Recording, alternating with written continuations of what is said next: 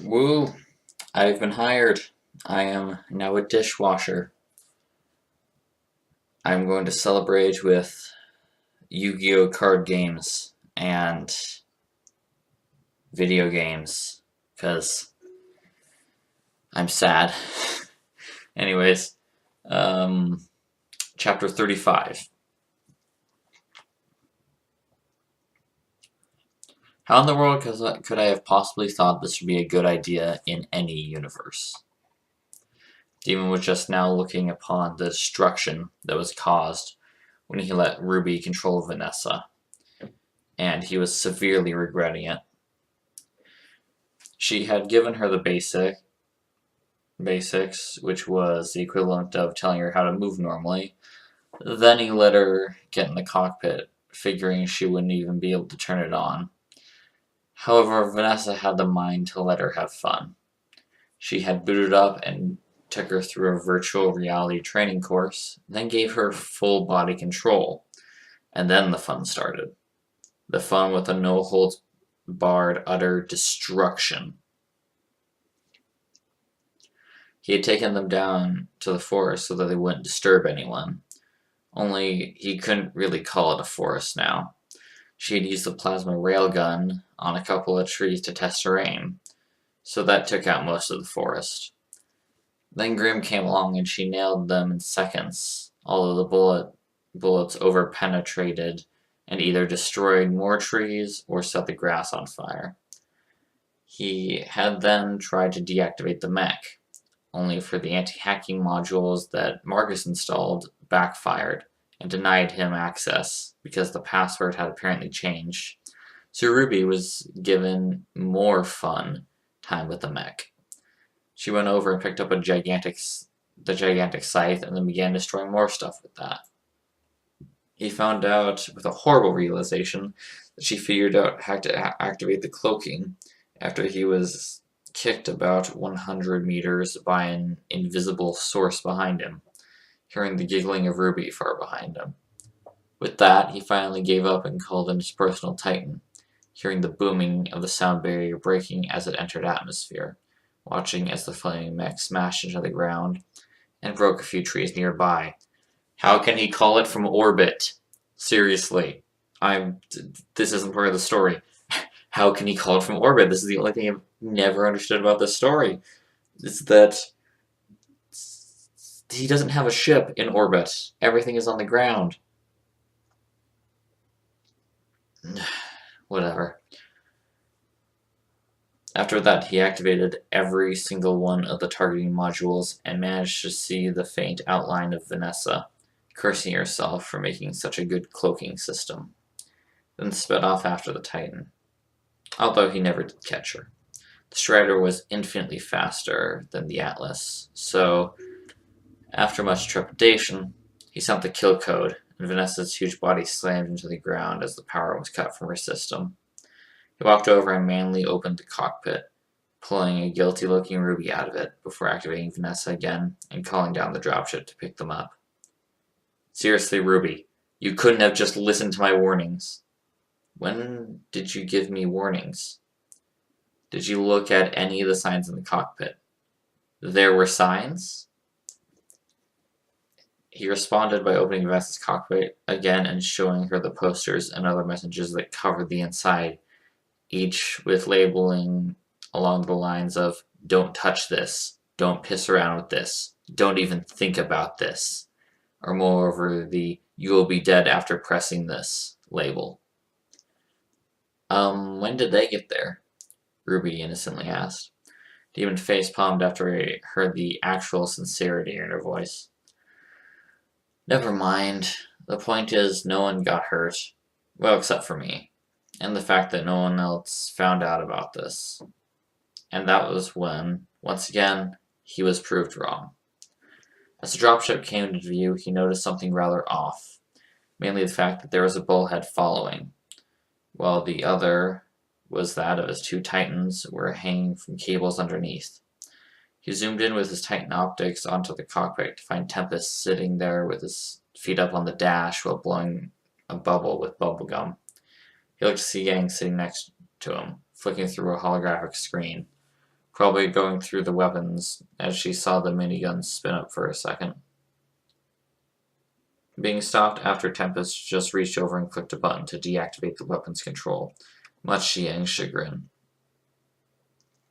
He changed his view to the bullhead and saw Marcus sitting at the controls, with Josh sitting at the other side. He was a bit annoyed when he couldn't see anyone else, but when they found out why, he looked down at the Titans, only seeing everyone else hanging off. Nikolai had Nora hanging off his rocket launcher, Jean desperately holding on to the bar near the cockpit, with Pierre trying to comfort him, and Kier casually holding on to the left hand holds near the generator access. And of course Jaeger was hanging off the chrome plating near the back, combing his hair. Jeeves was hanging from the bullhead. Ren holding on to the main pod, while Weiss and Blake were hanging onto the arms, the former shouting profusely while the other was reading a book. Dean was a bit weirded out when he didn't see Rosaline at all.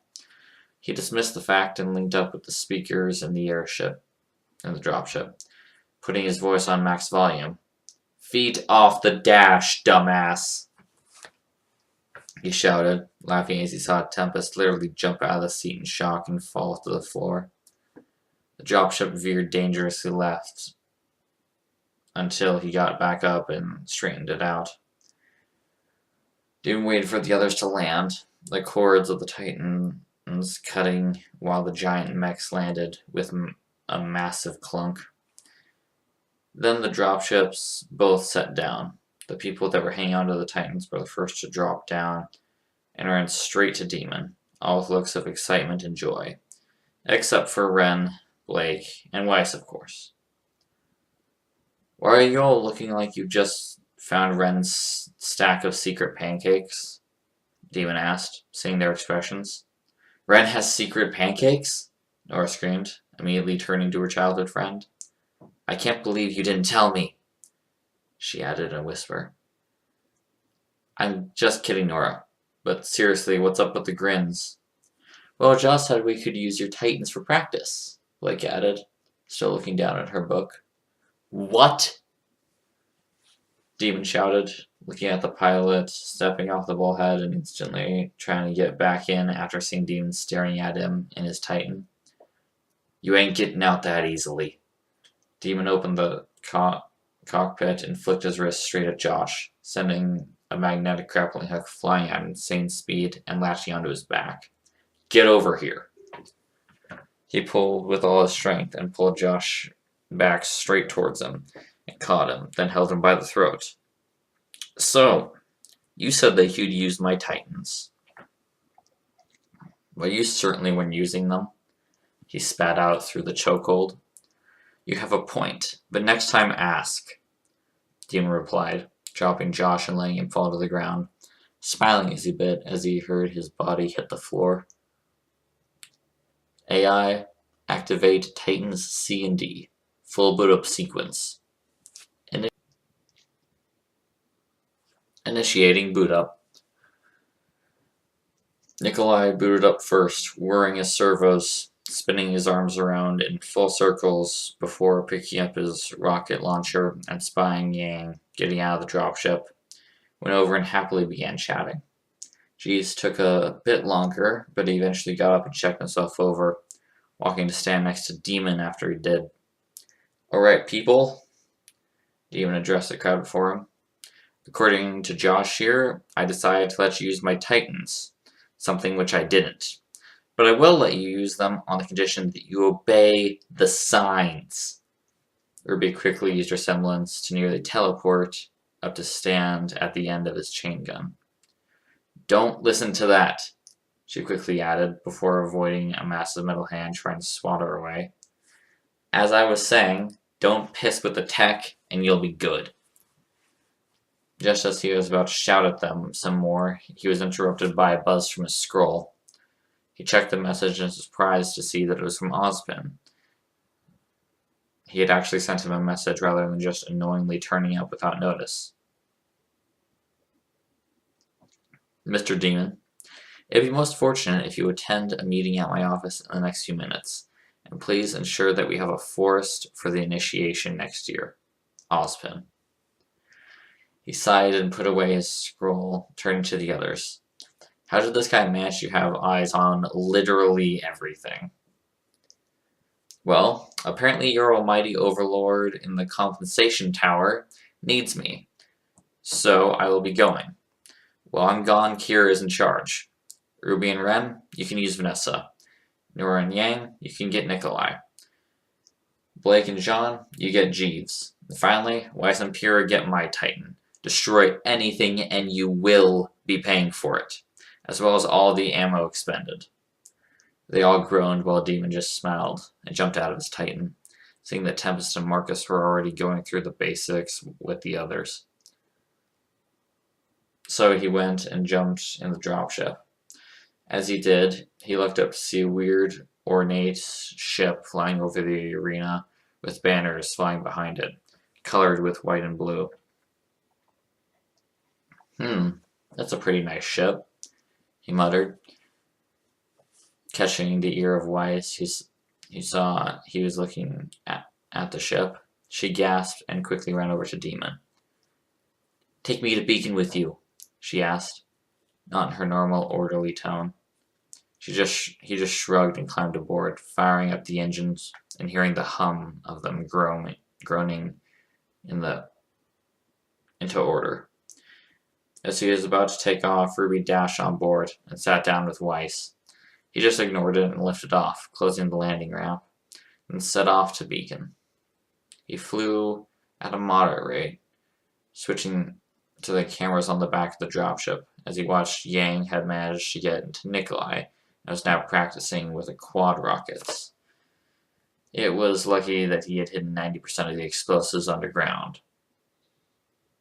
He opened the door to the landing bay and set the ship to autopilot, walking back to where Ruby and Weiss were talking. So why did you suddenly decide to head back to Beacon in like 3 seconds? He asked Weiss, interrupting the two's conversation. I'm meeting someone. So you head to the Emerald Forest and then turn back the second I mentioned the ship. Oh, are you waiting for someone on the ship? Maybe. Just saying. You're missing out on controlling a badass 15-foot tall mech. You can't do that every day. And I can't speak to this person every day. What's your point? Never mind, Ice Queen. Why did you come, Ruby? I'm just following Weiss, she replied, looking up from the weapons magazine she was reading. She then looked past Demon, her eyes widening by the second, then quickly pointed outside the cockpit. Demon turned to see a massive ship filling up just about the entire view. Shit! He sprinted back into the controls and pushed them down, quickly pulling into a dive and avoiding it, seeing the ship make a sharp left to avoid. He heard a crackling of comm systems and patched them through. This is the Elysian Wind contacting unknown craft entering our airspace. Please explain the reason for your flight discrepancies immediately. He then heard a quick remark from someone in the background, mostly yelling at a subordinate for the interruption. He pressed the open mic and connected it to the mic as helmet. This is the pilot of the dropship responsible for the upset. I'm terribly sorry for the disruption, and it is I who am at fault. I was kind of distracted while flying and didn't notice until the last second. Please don't let this happen again for both our sakes. I need your name and the name of your ship for file report. I'm really sorry, but I'll get fired if I don't ask. It's fine. My name is Demon. Currently enrolled in Beacon Academy, and the name of the ship is, the Spirit of Earth. I don't really have a name for it. Acknowledge. If you're heading to Beacon Academy, please travel at least 300 meters behind our craft for safety. You got it. See ya. He ended, cutting out the feed and pulling the dropship back on a course to Beacon, staying exactly 299 meters behind the ship just to piss them off. He tracked them, then broke off when they went to landing at separate landing pads. He slowly lowered it, confident that he would manage to land it, then was distracted by seeing the Elysian wind open its doors and several robots that almost looked like specters walked out. His heart thumped, thinking they looked like an advanced version of the combat models developed by the IMC, and forgot to activate his landing skids. The hull of the dropship scraped loudly against the landing pad, so he activated the thrusters, pulling away and activating the skids. The only problem was that they caught on the guard rope that was nearby. At the sheer speed he was going, it pulled the front of the craft and began to nosedive straight into the platform. Demon instantly saw this and angled thrusters away from the platform, leaving the dropship pointed straight down. Then he set it to autopilot stabilizers and opened the cockpit and jumped out onto the landing pad, pulling out his Odachi and slicing the metal connecting the landing skids to the craft, freezing it. The only problem was that the thrusters were set to max, and with nothing to the ground, you can kind of guess what happened. Dean swore to himself and fired off his grappling hook, connecting it to the cockpit before it could get out of range. He then pulled himself in. He climbed back inside and turned on the thrusters. Put the dropship back in horizontal, then descended again, this time using the rear landing pads, and just slowly touching down the cockpit to lessen the damage. He smiled to himself and powered down, turning around and assessing the damage. "So that was fun," he stated, looking at his two passengers who had not been strapped in during their little tirade. Weiss was looking completely distraught and cradling her knees, while Ruby was trying to prop herself up on crescent rows. "What was that?" Weiss screamed, directing her full hate towards Demon. I was thinking that I was saving the situation. I couldn't name another pilot that could have managed to pull that off." "You nearly got us killed," she screamed again, Demon having to tune down the receptors in his helmet to make sure he didn't go deaf. "It was an accident that I thought I salvaged pretty well," he retorted, clearly pissed that she wouldn't just accept the fact. "That," Ruby stuttered as she finally managed to pull herself to stand, "was awesome," she finished, squealing in delight. Demon just smiled and released the hatch to the door, walking out with as much swagger as one could when they just nearly killed themselves by being an idiot. There were a couple of people gawking at the scene, but he just ignored them and kept walking, making sure to lock the ship afterwards. He was walking straight towards the clock tower when he was distracted by Weiss and Ruby pushing past him to get towards the other ship that had landed with excited looks on their faces. "Wait a minute. When have you ever seen Weiss smile?" "The only time that ever happened was when I was kicked in the balls. And, well, that was really the only time. So this better be good." He looked at the ship and saw someone that looked awfully similar to the Ice Queen walk out of the ship, with an authority seeming to surround her. He watched as Weiss happily walked up to her and began talking, the woman taking absolutely no notice whatsoever and waiting for the girl to stop talking. Weiss, however, didn't look deterred at all by the woman's attitude and continued talking in a hyperactive pace, looking much like Ruby during a sugar high.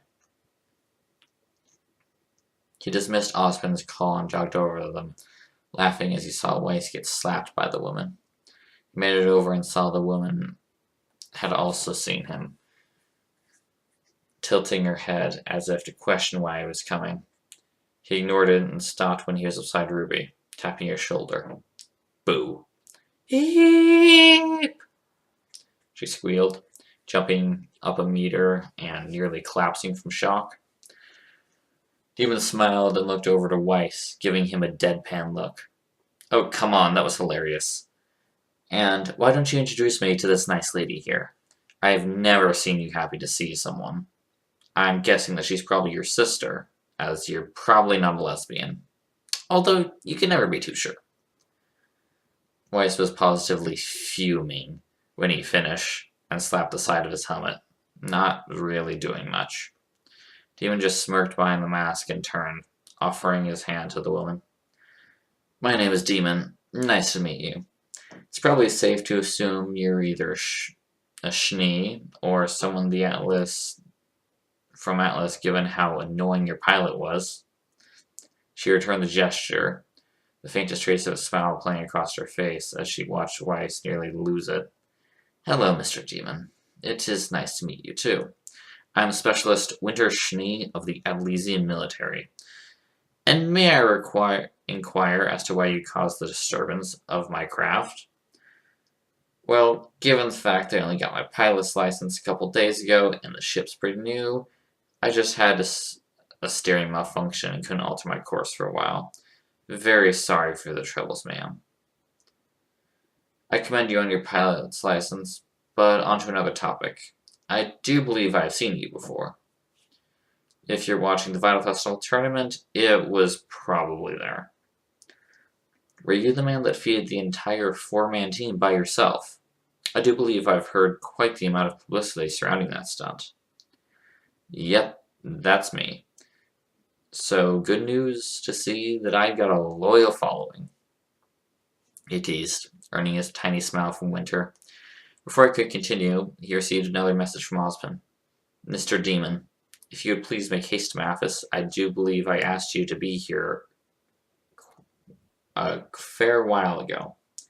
Ozpin. Oops, I have to go. Old Ozzy's asking me to get to his office ASAP. See ya. He turned without even saying another thing, but was once again interrupted by the sound of a massive explosion from the forest below. He looked down to see a crater with Nicholas in the middle of it, with his roof hatch open and a faint trail of smoke coming out. Someone had obviously found the ejection lever. He adjusted his eyesight to see Yang flying sky high with a look of terror on her face. He activated the optics in his helmet and zoomed in to see why she was actually holding a sign and flipping the bird at him. You dick! You could have at least labeled the lever. He took out a scroll and messaged her with a quick response. Pfft. Who has the time to label everything? She switched to the sign so it now read, You. Well, I'm sorry. Let me guess, Nikolai put you up to it? Now the sign said, Yep. I see. 1 second. He pulled a grenade out of his satchel and attached it to his magnetic grapple. He pulled the rope out about 1 meter, then spun it in a circle around his head and released the magnet. The grenade pin being activated, and the grenade was flung so that it was barely visible. Then it detonated just as Yang reached the top of her ballistic arc. I am going to kill you, came a faint reply that Demon barely heard as she saw the flaming dragon fall back towards the ground. Ah, that felt good. Turning around again, he saw that Winter, Weiss, and RWBY were all giving him the biggest, "Are you insane?" look. Something which he, of course, replied with by shrugging and walking off to Ozpin's compensation tower. He made it inside without being interrupted again, getting into the elevator and going up to Ozpin's office, glad that he had finally made it. Then the doors opened, and Ozpin was standing directly at the door. Sir? Demon asked. He received a warm smile from the teacher. I'm sorry, Mr. Demon, but I must attend a small student matter outside in the courtyard, so I'll be back soon. Whilst I'm gone, please do be sure to not touch anything. Will do, he affirmed, stepping aside to let Ozpin pass, then stepping into his office before the elevator descended. He turned around and looked over the room he was in. It was very simple. Not much in the department of aesthetics, although it did kinda have the time theme going for it.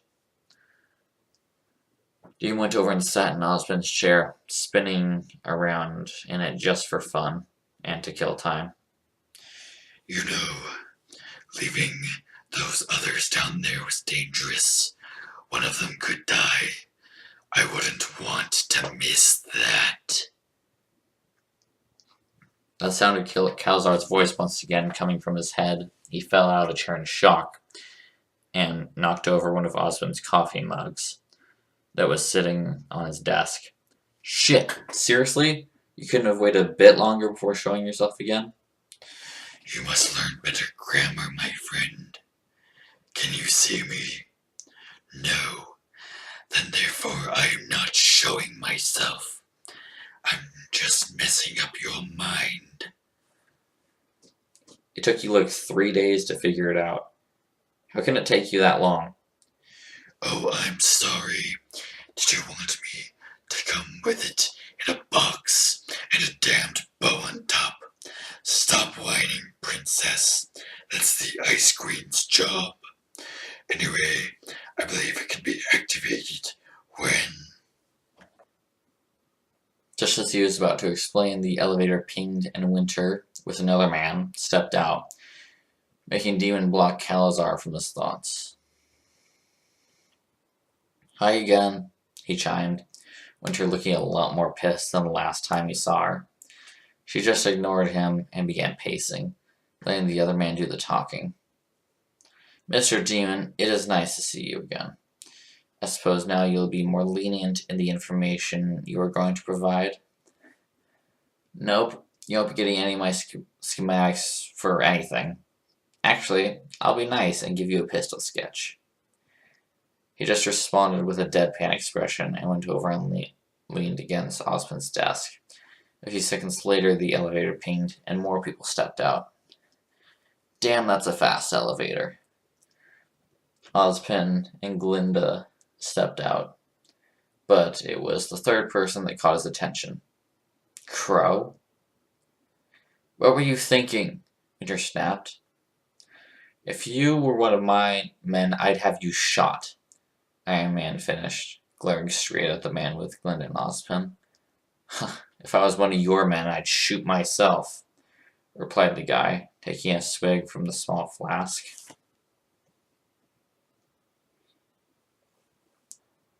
Demon had watched old videos of Raven and Crow messing around while they were young, and Crow took up the job of annoying the hell out of her.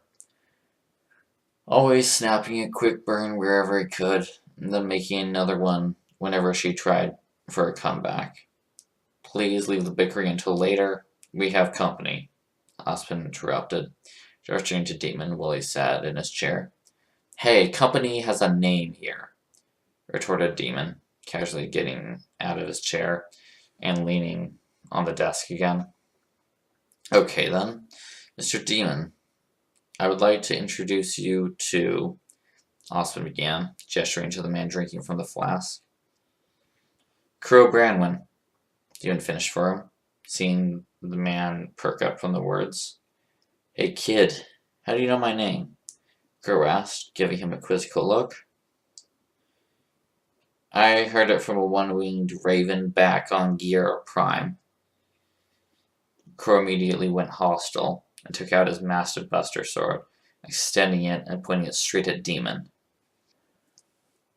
You'd better have some damn good explanation or you're going to be a bloodstain on that wall in half a second. Demon thought of a way he could explain, realizing that he didn't have any actual evidence. Then he remembered what his mother gave him back in the hospital. He reached in the satchel of his armor and took out a photo of his mother, him, and Crow, turning it around to see that the old bird could see it. Crow hesitantly reached out and took it, inspecting the photo and lowering his sword. Where'd you get this? My mother gave it to me. Your mother?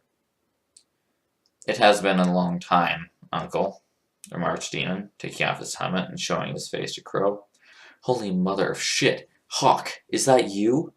He swore, nearly dropping his weapon. The one and only, Demon replied, a smirk flying over his face as he saw the man's reaction. You are related to Raven Branwen? Asked Ozpin, drawing everyone's attention. Ozpin heard Demon mention that Yang and Ruby were his sisters, but he just put that down out to the fact that they had formed strong bonds with each other, not even thinking that they could actually be related by blood. Yep, she's my mother, and Crow here is my uncle, Demon, said Demon, still with a smirk. I seem to remember that you didn't put that fact down when you were from another universe in your application form, Crow. Well, I kind of figured that it didn't really affect anything, so I left it out, replied the hunter, regaining his composure.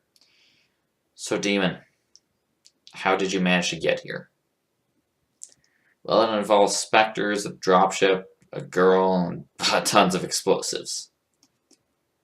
The girl always gets you in the end, he remarked, looking off into the distance as he remembered something. Wait a minute, you said dropship. How'd you get your hands on that? You didn't join the IMC, did you? No, I'd be offended if you actually thought I'd join a military corporation. No, I'd be offended if you actually thought that I'd join a military corporation. I joined the militia. Attaboy! Crow cheered, slapping him on the shoulder and offering the flask, which he happily accepted and chugged down half the bottle. Hey, leave some for me. Oh, please, you got like 7 others on you. It's like you don't even know me. I got another 10. They both laughed until they were interrupted by Ozpin's coughing. Now that you two have reacquainted yourselves with each other, let's move to business. Demon, I do believe it is now your turn to uphold your end of the deal. Will do, replied the pilot, walking over and pulling out a small USB, plugging into the projector, and scrolling through some files before pulling one out. The projector flickered a bit before coming to life and displaying a 3D hologram of what looked like a very basic version of a Spectre Titan. You seriously made a bargain with Ozpin? Asked Crow. Demon just nodded in return. This is the Hammond Industries LX1125 issue Spectre, one of the most basic models of Titans. He pressed a button and the model split off to reveal each individual part. Demon pushing some out of the way with a swipe of his hand to get to the main chassis. This is the most basic model of the nuclear reactor, which provides enough power to support the Titan at optimal operational status for a month without outside input. I'll send through the schematics to your scrolls when I'm done. Remarkable, Ironwood commented, walking over to the hologram. It looks just like the Elysian Paladin, except with more passive systems rather than focusing on armaments. We can only get the operational period to last around 5 hours, so this would be a significant advancement. We could integrate. Demon just zoned out after that, scrolling through the other files until he came upon another one that he would be giving to them. He interrupted the general's rant by switching the hologram so that it was instead showing the face of a woman. What is this? Ironwood asked, stepping back to look over the new hologram. This is the pinnacle of everything that the main technology industry back in our universe has worked to create. I'm just kidding, but it's near damn close. This is the Betty OS system, and it's capable of fully operating and piloting a Titan. The general's eyes widened massively at that statement. Ozpin also looked slightly stunned. It is not capable at the same level of thinking as a human pilot, but it can point and shoot a gun, which is a good thing to have when you don't want to be walking around in a giant target. He then activated the AI, and her face suddenly came to life, looking around the room. Greetings, I am Betty Etinlasa 224, but you can just call me Betty. I'm your personal Titan AI, and I'll be assisting you in your endeavors in the near future as a pilot in the militia. Demon cut it off before it could continue its propaganda spew, and smiled when she saw Ironwood had his mouth about to fall off, and Winter had her eyes bulging out in alarm. He looked down and tapped a few buttons on his scroll, uploading the program to Veil servers. making sure it was private access only. Why, thank you, Mr. Demon. This was very enlightening. I'm sure that those were not the best programs you have in your service, but we thank you for your commitment to bettering our military as best as you would allow. Now, if you would, could you and Specialist Schneeg leave us to talk? We have much to discuss. Demon nodded and got in the elevator, Winter swiftly following. The elevator ride was made in complete silence, Demon just rocking back and forth on his heels, while Winter stood stock still in a military style and stared at the door. As soon as the doors opened, they both quickly walked out, letting out a breath while they were holding the whole time when they went their separate ways, Demon heading back to his dorm. So now that you're not busy, Kalazar suddenly interrupted, causing Demon to stumble to the side and nearly knock over another student. After he apologized to the student, he continued to walk back to the dorm. Go ahead, you stupid, non-corporeal little knave. See, I use big words now. Good for you. Now onto how you can activate your semblance. I believe it can be activated by taking a deep breath and imagining where you are going to hit. Well, that seems simple enough. How come it took you days to figure that out? Well, I couldn't really practice now, could I? We'll just try it out for now. Demon conceded and stood still in the corridor, looking down the hall to see that he had actually arrived in the same one his dorm was in. He took out his wingman and pulled out the clip, taking a bullet, then putting everything back. He took his right arm and threw it as hard as he could down the corridor, taking a deep breath right as he did, and managing grabbing the bullet. Just as he thought, it hadn't worked, and the bullet was about a meter from the ground.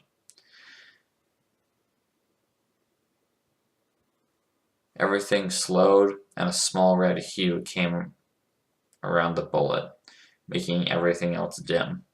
Releasing his breath, he suddenly found himself standing right outside his door while he was holding the bullet, turning around to see a trail of smoke behind him. Okay, now that was awesome. Everything that was awesome. I really ought to show you some of my powers. You have powers?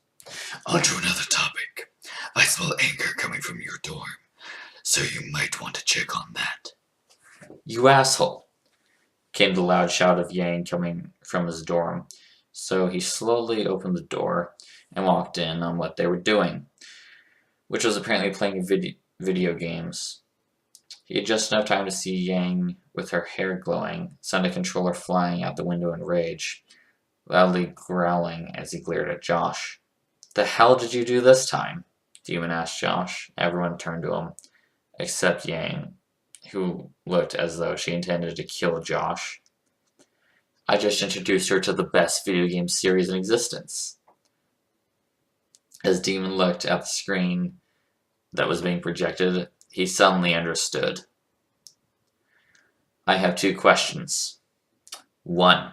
How did you manage to get an Xbox here? And the other, why the hell did you make her play Dark Souls? Well, Tempest managed to find it in your pod. Then why not Dark Souls?